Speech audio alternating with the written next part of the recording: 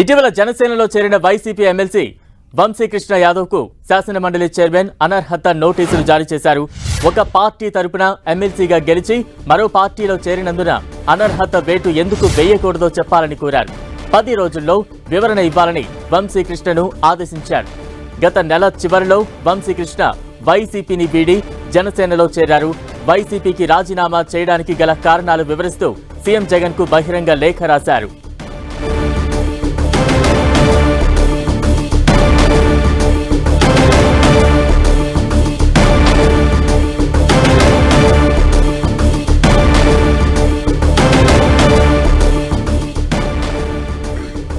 ఇటీవల జనసేనలో చేరిన వైసీపీ ఎమ్మెల్సీ వంశీకృష్ణ యాదవ్ కు శాసన మండలి చైర్మన్ అనర్హత నోటీసులు జారీ చేశారు. ఒక పార్టీ తరపున ఎమ్మెల్సీగా గెలిచి మరో పార్టీలో చేరినందున అనర్హత వేటు ఎందుకు వేయకూడదో చెప్పాలని కోరారు. 10 రోజుల్లో వివరణ ఇవ్వాలని వంశీకృష్ణను ఆదేశించారు. తాజా అప్డేట్స్ అందించేందుకు మా ప్రతినిధి జార్జ్ సిద్ధంగా ఉన్నారు. జార్జ్,